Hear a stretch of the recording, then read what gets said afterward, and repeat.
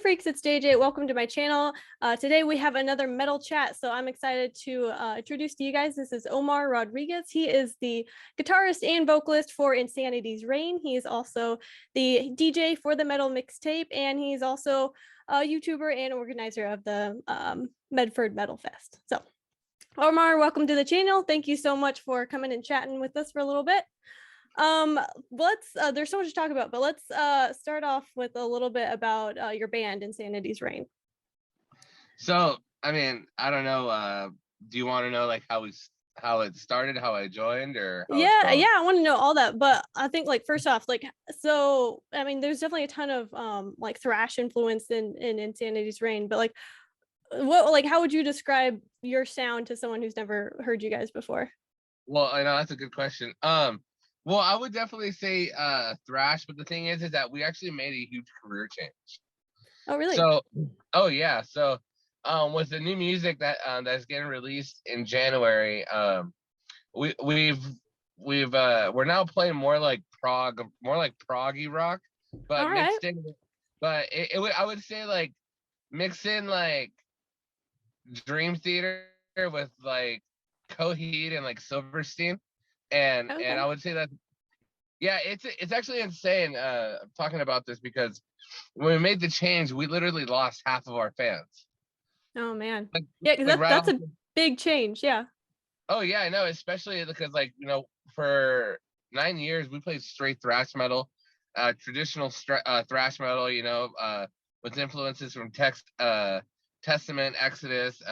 You know, my voice got referenced to Tom Araya a lot from Slayer, and you know, we had a big run. You know, we got to support Anthrax one time, playing in front of thousands of people. We got to support Power Man. We've done the whole tour thing and everything, and but the thing is that, like, you know, I feel like sometimes doing the same sound over and over, it gets a little stagnant. And my favorite bands in the world have always been the bands that took risks. You know, the bands where like they don't just want to, because the thing is like, when you have a sound and people like you, it's very easy just to replicate the album over and over and get the same results over and over, you know. But you know, I like it when you know, a musician, you know, like they grow up and they write different things, you know, they expand their horizons. And with this band, it's actually the first band too where everybody's my age, you know. Okay. And it's insane because like finding a band where everybody's your age is very hard to do. Yeah. But when you do it, you have the most chemistry because, you know, you have like the most similar influences and upbringings. But I mean, right now, yeah, the new sound of Insanity's Reign, I mean, we're all over the place, from metalcore. We wrote one thrash song Okay. for our fans. It's funny because when we played our first new set, we played all these songs, and like we're playing like, I'm talking about like Three Doors Down type of choruses, but with like trivia riffing. You know what I mean? And like everybody was staring at us, like dissecting us. Like it must have been a couple hundred people just looking at us going like, what is this band? And then our encore was our thrash song we wrote. Everyone came up. And I was like, ah. Everybody started recording and taking pictures during that song, and I was like, ah. But I would say, yeah, I would say like melodic metal mixed in with like catchy choruses, you know, because I'm a huge pop punk fan, and my favorite thing about pop punk are like big choruses and stuff. So I've always liked, like, you know, My Chemical Romance, The Killers, you know, all those big chorus bands. So I would say like melodic heavy metal. Yeah. Is okay. What Insanity's Reign sounds like. But we do have a thrash album on our Spotify. And if you like thrash metal, check that out. Yeah, no, it's amazing, and it's cool because it's not just like, you know, regular old like thrash metal. It's definitely got a fusion of like some death metal, some, you know, like you said, melodic elements, and yeah, it's awesome. It's cool too what you do vocally too, the disparity and like the different styles that you choose to mesh together. I think it's really cool. Oh yeah, you know, I mean, well, the thing is like my favorite vocalists in the world are the vocalists that can do both. You know, but the thing is, in doing that, it is super risky, and a lot of bands are getting better at it. But like, You know, like Matt from Avenged Sevenfold, you know, before City of Evil, he blew out his vocals, Oh yeah. you know, throughout like Sounds of the Seventh Trumpet and Waking the Fallen, you know, and then I remember Matt Heafy from Trivium on the Ascendancy tour, he was blowing out his vocals, but luckily Matt from Avenged got a hold of him. Now they have the Yeah. same vocal feature, but you know, I felt like a lot of metalcore did that, you know, where like a singer was able to scream and then go back to clean vocals, but for the longest time, I felt like vocalists weren't doing vocals correctly, you know, like Mhm. not everybody, but there was definitely a huge amount of like screamers, you know, like screaming in the scene where people were blowing out their vocals left and right. But now with the internet, you know, so much more information is accessible, and people are like, like we can learn anything off the internet now. Yeah, I yeah, can it's great, learn especially with like YouTube. Yeah. Yeah. yeah, exactly. So I've always loved the element of singers being able to do everything, you know, because yeah, you know, you have your head voice that tells you that you want to sing these things, and then you have to replicate your chest voice to replicate what's going on in your head, and it's tough to do, but yeah, my favorite bands in the world do the multi singing, and with my vocals, you know, the thing is, it's repetition and control is what I've learned. You know, you won't blow out your vocals if you know how to control your voice and sing from your diaphragm. You know, Yeah. it's insane, and for you know, I've been doing it for years. You know, there's like a couple screams on there that I do that are like Avenged Sevenfold Matt screams, where like it's like a yeah, but like a big one. You know, Mhm. and like, and the thing is like you have to start off at a low note and then push your register. You know, a lot of singers, they'll go at the top of their register and they max out immediately. You know, that's why Okay. you have to slowly build it up from a low note. But I'm getting too deep. But yeah, I like dual singers. I like dual It, singers. yeah. So are you like when you're doing your like death vocals, is that fry mostly or are you more from false chord or both? I know what a fry is, so I think it's closer to a false chord. Okay. You know, but at the same time, the way I do it is like really screws up my voice. Really? You know, yeah, and that's why if you notice a lot of times in songs that I'll do it for like 5 or 10 seconds, and that's all I'll do it the whole song. Mhm. You Yeah. know, so it's almost like when I sing a whole set, I'll save my vocals at 10% for that brutalness, just because I'm trying to learn how to scream properly, but I still use like my throat a lot, you know. Mhm. So and with this new stuff, our new music that we're going to be releasing in January, my bass player is doing all the screaming, Oh, okay. Cool. and I'm gonna stay strictly to clean vocals, you know, because the Yeah. thing is, a lot of times in the vocals, the new vocals I'm doing, you know, I'm doing like Claudio high pitch all day, Okay. all day, all All day. You right. should see it. My girlfriend has TikToks of me doing the suffering, like, and I'm hitting every note point by point. Like, Claudio is somebody I can replicate. You know, I have a high pitched voice, and I do a lot of that in the new music, and I have to be able to do that consistently. You almost have to just do that, Yeah. you But know, by itself, yeah. by And plus too, itself. like I'm sure a lot of the time too in the live setting too, you'll have the screams over top of the cleans. So it's like you need another person to be able to do that live, you know? Yeah, yeah, absolutely. And yeah, I know Coheed and Camera is one of your favorite bands. Yes. I got the most awkward tour I've ever seen them on. They did a stadium tour with Iron Maiden, Oh, and really? yeah, I got to be front row for that, and that was pretty weird because all the fans were weirded out too. Because That's such a weird match. Yeah. yeah, no, because there was only two bands, so it's just Coheed direct support and then Maiden, you know, and everybody was like, "What the fuck is this?" Like all like the 40 and 50-year-old elites are like, "Oh, this is garbage." Yeah, yeah. That's great. I didn't know they supported Iron Maiden. That's crazy. You know, it Um, was like 2006. oh, okay. So yeah, early in their career. Yeah. Yeah. Wow. Oh yeah, wow, that's crazy. No, I'm excited to hear your new stuff because yeah, I can definitely get down with some prog. Obviously, it's like my favorite subgenre. But yeah, I'm stoked to hear about that.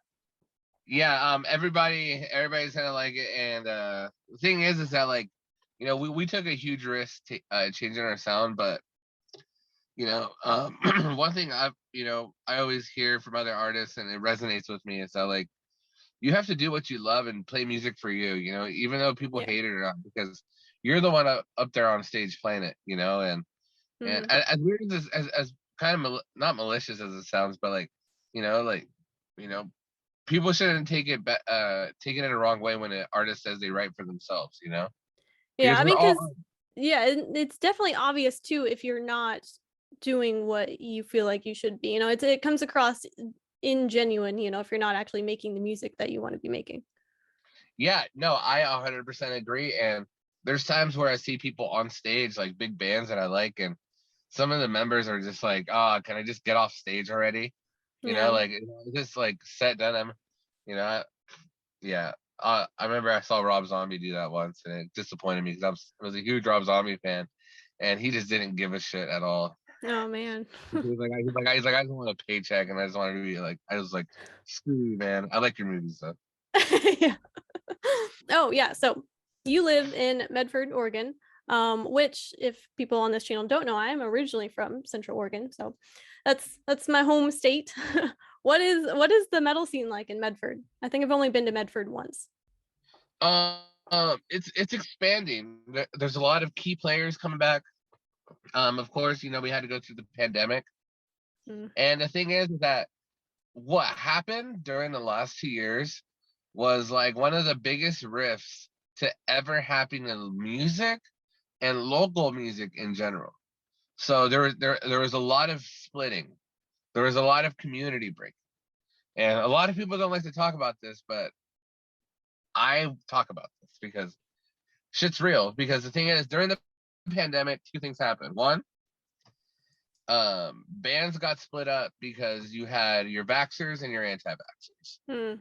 You had all these bands start splitting up because all these bands have these demographics and belief systems. So bands won't play with bands that aren't vaxxed. Bands won't play with bands that want to wear masks. There's that splitting up right there. And then there was a big split up between like the whole political sense with like George Floyd, you know, Hmm. rest in peace George Floyd. And there's a huge split up between that because you had all your people that were on one side and on the other side. So we had that on top of venues closing, bands trying to figure out how to bands that make their living off of touring, making Twitch channels, YouTube channels. Everybody and their grandmother has a YouTube channel. You know what I mean? Yeah. And there's all these huge rifts, but I feel one thing it did do to us is that when we all came back together after the pandemic slowed down, we realized how much we needed each other. Hmm. You know, I feel we get so desensitized with like online conversations and everything, and like that like we forget like whereas we for the last couple of years we almost forgot like our humanity, like how to give a hug. Like Yeah. you have like, a lot of people don't like. I mean, it's insane how good a hug feels after a shitty day. Yeah. It Yeah. really does. And you know what? And so during those 2 years, there was a huge rift in all the local scenes. I saw it everywhere, Hmm. just huge rifts because of all that. But I feel right now, um, one thing it's also done is that like people don't really have a lot of grudges with each other anymore. They realize like, look, there's all this crazy stuff happening in the world, you know, and we're not playing shows together over an argument. Like it's petty. Like let's Yeah. settle it. I can't tell you how many people settled their differences when everybody came back because they realized that like, you know, like it isn't worth it to argue over something small when there's something big happening in the world. Yeah. So I would say the scenes here, um, it's all right. And what I mean by all right isn't that we don't have the talent or the support. It's more in that like the venues are just starting to pop off. You know, like we have like we have like two venues that like, you know, it's 21 and over, and we just opened up in all ages. And honestly, all ages need to start opening up more. You know, Yeah. I always say this, as much as I love playing for a drunk ass in his 50s, young Yeah. player at me, I love playing for like a 16-year-old kid that's like, oh my God, you know? Yeah, You and I know? feel like that's a huge part of the fan base too. It's like all these kids who, like that's when you get into metal and heavy music is around that younger age. Yeah, absolutely. So I would say the scenes are good. Um, and I would say anybody who complains about the scene not being good is probably somebody who doesn't go to a local show. Yeah. Because here's the thing. Here's the thing that people realize is that they think a scene's slow, but then like let's say, oh, fucking Volbeat came to town. Holy shit, the scene's out of nowhere. Lamb of God came to town. Oh my god, the scene came out of nowhere. The thing is that bands need to support bands because Mhm. we are the fans. Yeah. When we're not in a band, we're going to shows, but a lot of times they're bigger shows. So I think what needs to happen is that bands need to support bands more, you know, because we Yeah. are the fans. And when you're Yeah. saying there's nobody at your show, it's not that nobody else is at your show. It's that there's no other bands at your show. Support them. And and also with the live scene, now that people have the option of going live and stuff, it's saturated live shows a little bit. So Yeah. yeah. Gotcha. So, I know the past couple of years, obviously, it hasn't been able to happen, but the Medford Metalfest, I want to hear a little bit about that. Well, Medford Metalfest is gonna be a. I'm hoping for it to be the biggest metal festival to hit Medford ever. I want people when they drive by Medford and see the exit sign to be like, that's a heavy metal town. You know, Hmm. I know Medford because that town just screams metal, and with this festival, 2 years ago, I basically just said why not? Why not throw a show? But then it like hit me in my head. I was like, why not throw the biggest heavy metal show ever done in Southern Oregon? By a local promoter. Yeah. I'm not like and like somebody who could relate. I'm 32 right now, but just somebody more relatable to the crowd and like and also with this festival, I want to get it big enough where we're still supporting local bands and bringing big artists because a lot of times what happens with any situation is that you get to that point where you're just playing with like big artists or interviewing big artists that you forget where you started, and Hmm. and, and one of the things I want to do though is the whole point of this is to have big headliners and then have local bands support, and that way the big headliners bring support for all the local bands. Yeah. And so but yeah, I don't have the list of bands on me now, but it has a lot of Oregon's best bands, um a couple California bands, but and the thing is it's like why not? It really it's it having a big dream doesn't take a whole lot of work as long as you take that first step. And I don't have any crazy expectations with this first festival. I'd love to have a couple thousand people, but I just one of the reasons I'm really throwing it is just because I want to light a fire under Medford's ass. Yeah. Like there isn't anybody throwing big festivals here. There's not a lot of places throwing big shows. And a lot of times, with the big shows and everything, it's really political, because once you get to a certain level, it's who wants to help you out. In the music industry, you either have to grind really hard or people get the leg up, like when I'm doing promoting and radio, like I'm having to compete against people that have like backing from labels and people that are like just naturally have money.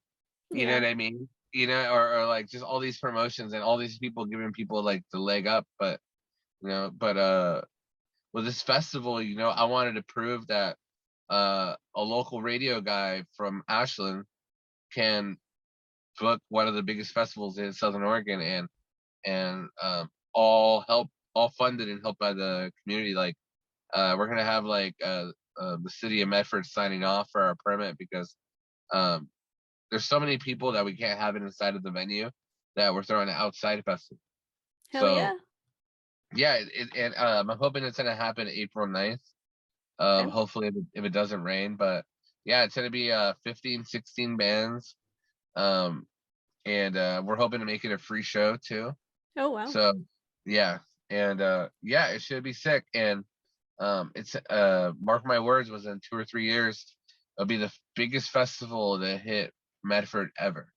And the thing is, I know it will, because you have, for you to accomplish any sort of dreams, like I feel like you have to have a crazy dreams, you know, Mhm. like you want to be a rock star.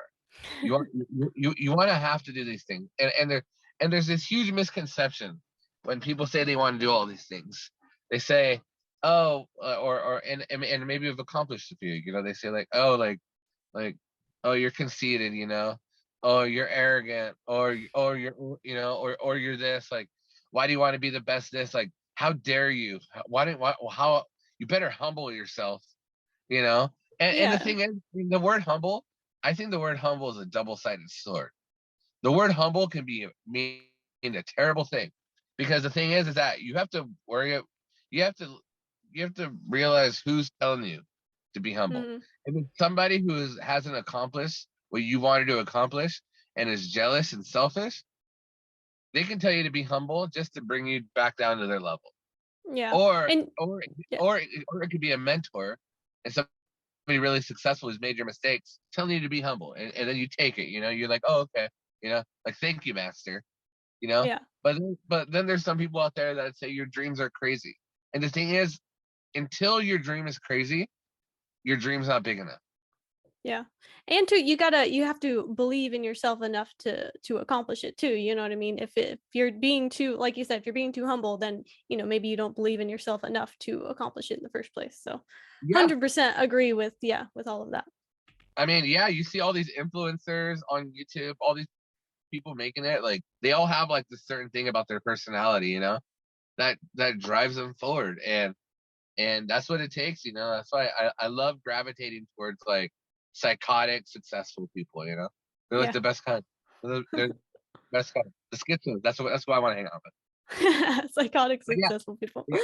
We have a Medford Metalfest, April 9th, 2022.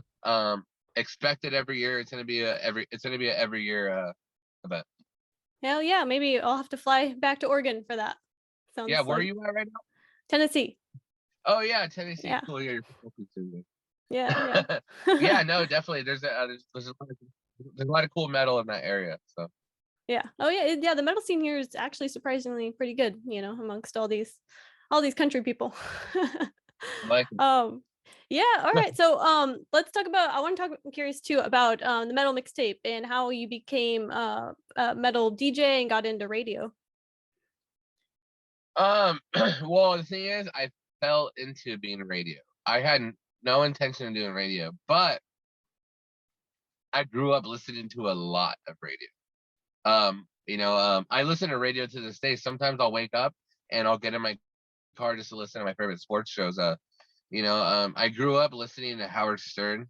Howard Stern was like my favorite DJ of all time. I loved how raunchy he was. I grew up listening to like Conan O'Brien a lot.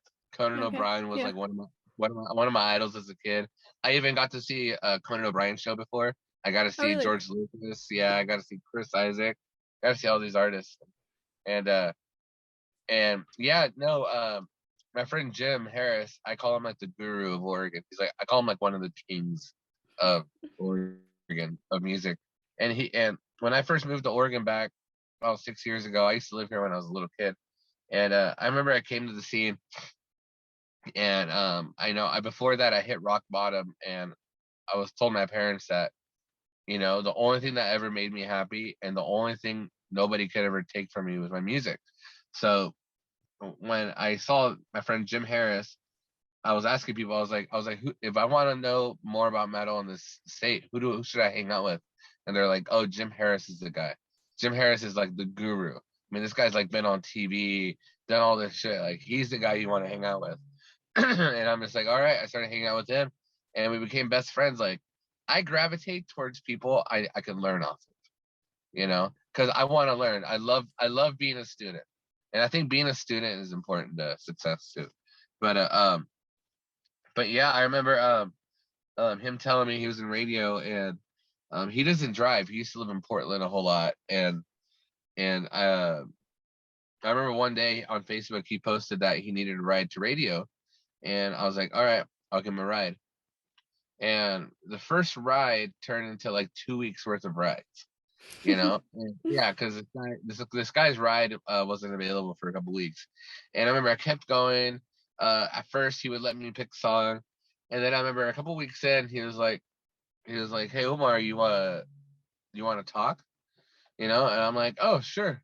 And I remember I talked and I talked for like a half hour. And I remember like when we got off, my Jim was like, dude, like you didn't stutter. You were just fluid on the air. He's like, doing like you've done this before. And I was like, honestly, I just love to talk and I love people. Like this is just whatever.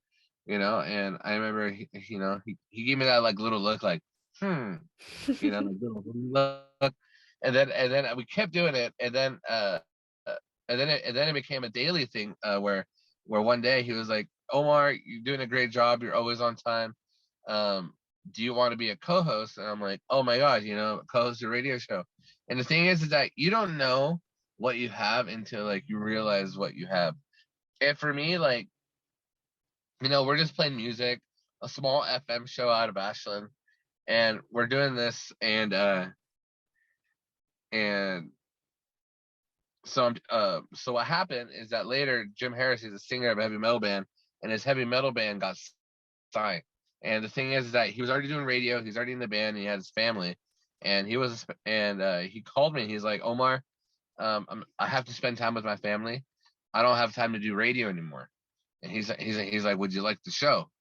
And it blew my fucking mind. I never knew that I was gonna have my own radio show, and yeah, it was just absolutely insane. The thing is, it's like you're live, and you're live in like people's cars, and like here in Ashland, it's like a Richie type of town, Richie Rich type of town, and people find like listening to radio like vintage. So a lot of people listen to radio here, and it was nerve-wracking. I never knew I wanted to do anything radio ever. And the thing is that my interest when I was doing it was still super low. I hardly owned any CDs. I bought a bunch of CDs. I was doing these playlists every night. I was doing almost little to no talking. And I remember like 7 shows in, a band called Apophis Theory.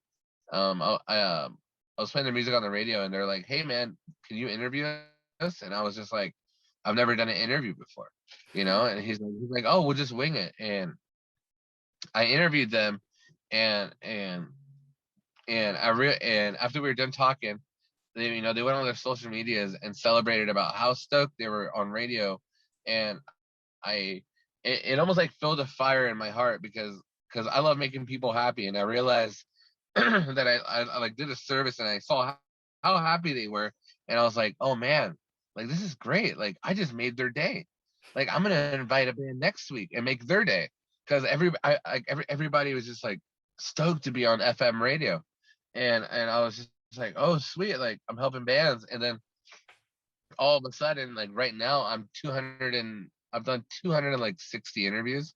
I've only aired 206. Oh wow. And yeah, and the crazy thing is that I was doing these interviews and I did nothing but local bands.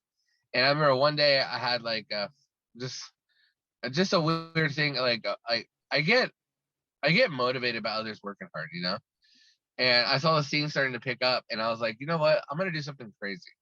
So I emailed Demi Burger, and I told them the concept of my show, that I'm trying to help local bands, and the concept of my show that I'm doing is that I always book local bands with big bands on every radio show.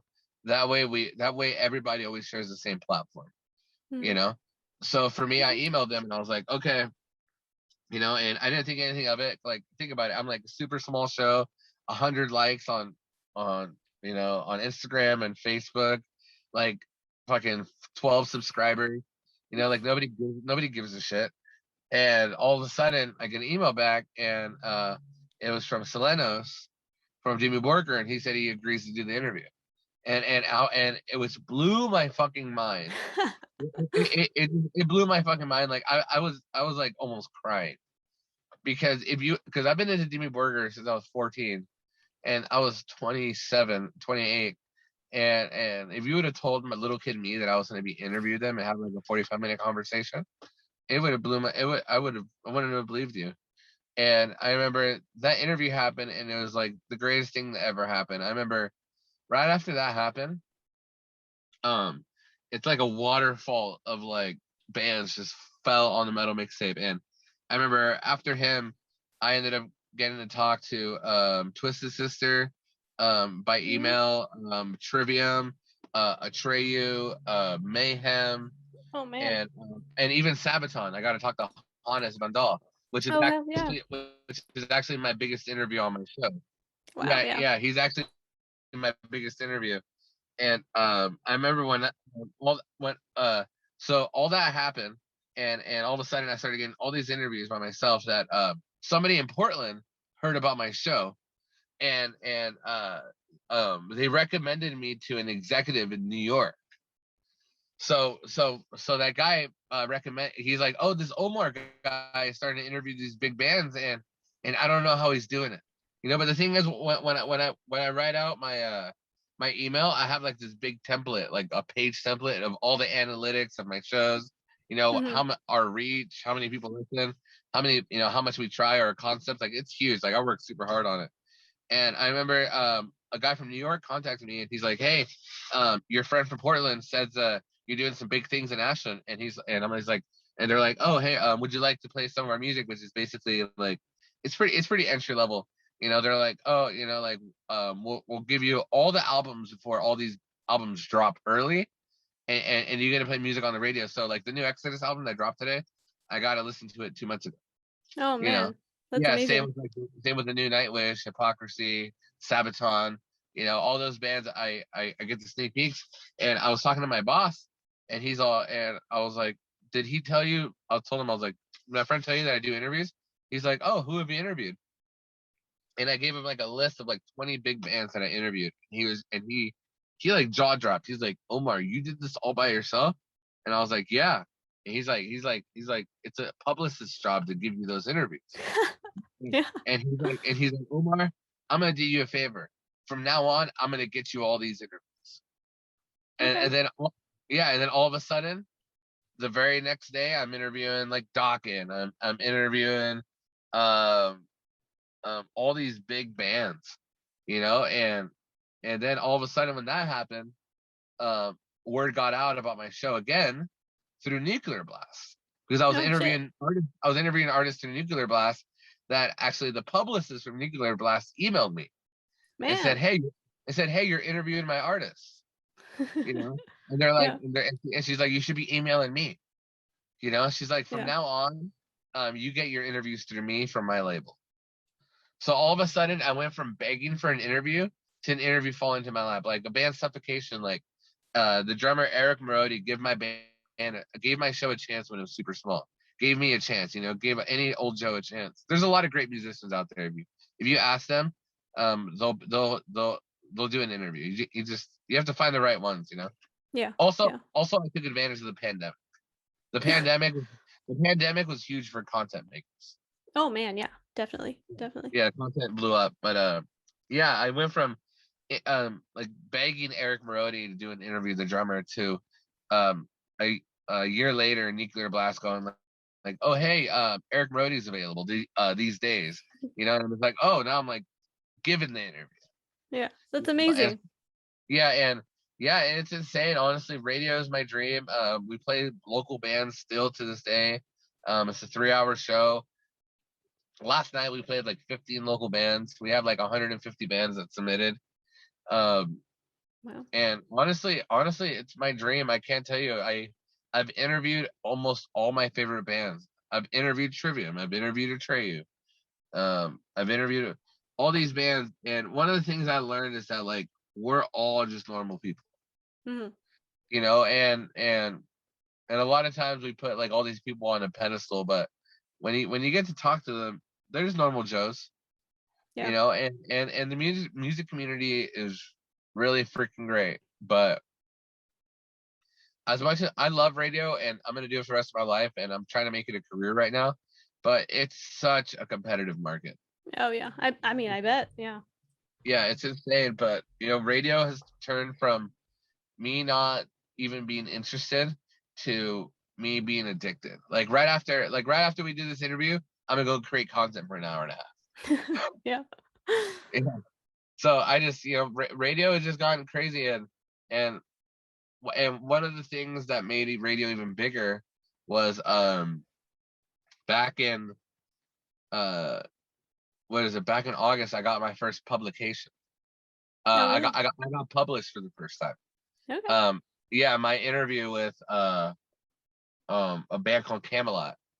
Oh, I I did an love interview. Camelot. Yeah, I did an interview with Thomas Youngblood. He's the guitar player, and it got published on Blabbermouth. That's great. And somebody called me and like at work, and like I just about started crying. Like I was like, I'm on Blabbermouth. I'm like, I was like, and in my head I was like, man, I hardly like I haven't put that much effort into this, and Mm. I'm like, holy shit. I was like, oh, I was like, holy crap. And I was wondering why my interviews got like 300 to 400 extra views on top of what I was doing, and Yeah. my page is going up in likes and subscribes. And it was because it was on there, and I was like, holy shit, that's nuts. And then, a month went by, and then, I got an email from a friend, and I got published again for my Sepultura interview. And my Sepultura interview made it on the front page of like Google Entertainment for trending. Oh, no way. Yeah. That's crazy. My friend emailed me. He's like, dude, you're on fucking Google, and I'm like, holy shit. And then, and then this is what happened. I did some digging, and I was like, all right, I'm just gonna Google myself. I Googled the Metal Mixtape, and I Googled Blabbermouth, and I found out that I was published 3 other times. So Oh, man. So I was actually published 5 times. Wow. Yeah, and I didn't realize it. Nobody ever told me, and I was just like, man, if those people are paying attention to me, I must be doing something right. Because Yeah. what's crazy? The Sepultura interview, I was sitting on my toilet when I did, because the thing is, I don't have a studio. When I record content, normally people aren't home. I record out of my living room and all that and everything. So a lot of these interviews, like right now, I'm in my car.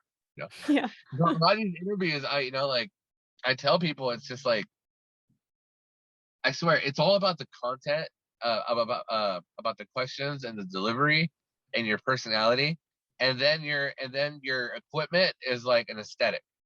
Yeah. It just adds on. But if you have good content, you're doing these, and you're doing something right, and you really love it, people can pick up on you really love it. And that's the thing with a dream. I always tell people, before you have a dream, is that give it a real shot. But if you don't love it the way you think you love it, then don't even try it at all. Because the thing is, when you're trying any dream, there's somebody out there trying to accomplish your dream already. Yep. Like me and you, we're content creators and YouTubers, and we love heavy metal, but there's somebody out there that wants our dream too. Mm-hmm. And it's a big rat race. And I always tell, like, I'm going to tell people right now, is like, if you really love your dream, you have to really question yourself and ask yourself, do I really love it?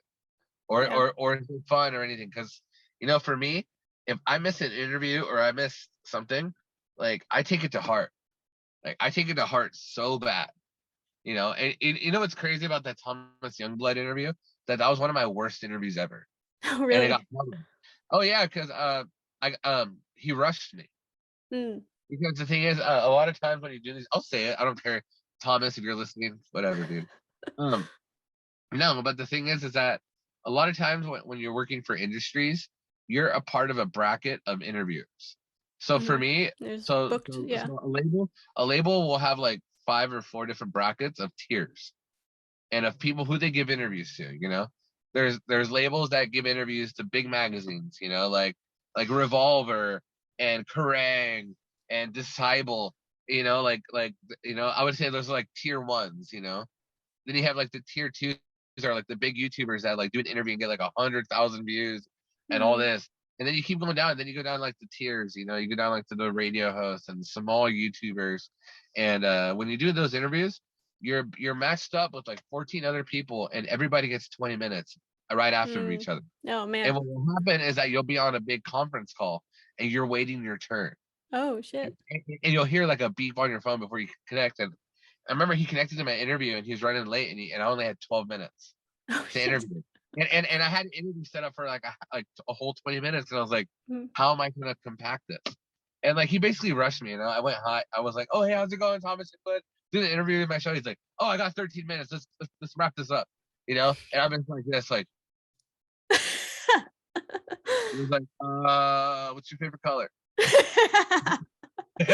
Oh gosh. So what is like the interview you've been most nervous for that you've done? Most nervous? Trivium. Paulo from Trivium was my most nervous. Yeah.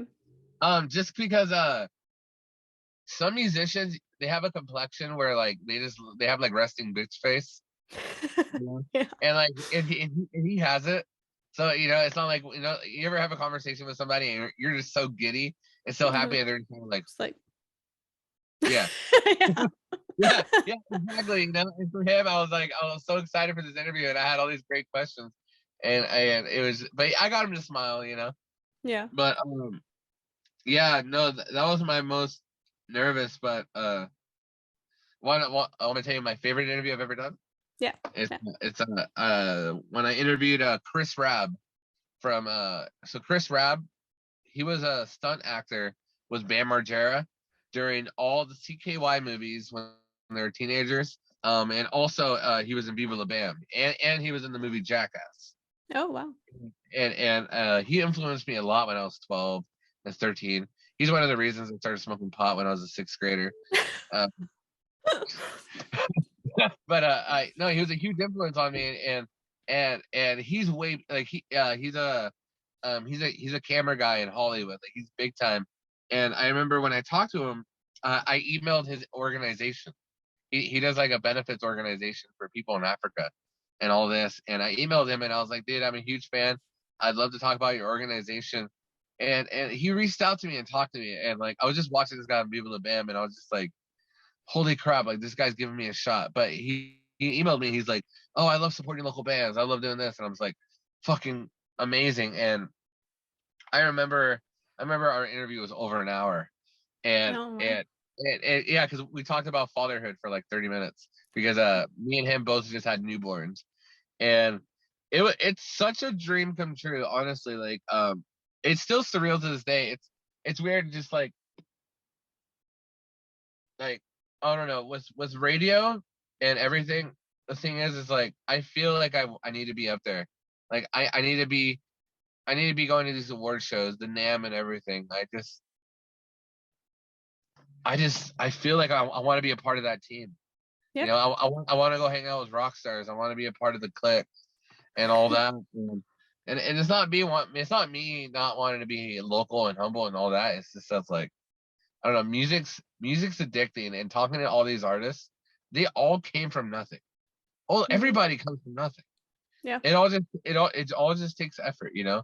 You know, that's the biggest blessing off of radio, is that you get to learn from other people's experiences and their upbringings, and it just shows you that any old person, I mean, any person could accomplish any dream they want. You know, and you just have to want to do it, and you're gonna have to want to, you know, have drastic measures to do it. You know, like, because it's tough, and biggest thing, if you're gonna do radio too, is that be okay with not getting the recognition you deserve. Because there's gonna be a lot of days where you're like, is this worth it? Is this taking up too much of my time? Am I sacrificing other things I accomplish, or am I sacrificing things I thrive in more to do this? Like, you know, like it takes a certain mentality to want to promote other people's music, and that be your life. Because at the end of the day, all you're doing is helping others. You know, I don't get paid for this. You know, I don't. When people ask me to play, I've had people ask me like, how much does it cost to play music on your show? I'm like, people charge? That's fucked up, dude. Yeah. But yeah, so yeah, that was my most nervous and my favorite. interviews. Well, yeah, thank you for sharing. It was inspiring. I wasn't prepared to be quite so inspired by your story. Oh yeah, Amazing. anytime. I love talking. You should. Yeah. I always have my girlfriend telling me to shut up. So. All right. Well, on that note, I'll have us sign off here. Anyway, thank you guys so much for watching. And if you want to follow Omar, I will link all of his stuff down in the description of the video. I'll have Metal Mixtape, I'll have Insanity's Reign, I'll have everything, all your socials and everything. Anyway. Sweet. And we're gonna have you on my show December 9th. Yes. Yay. Okay. All right, y'all. Thank you, JG, so much. And yeah, do your thing. Thanks.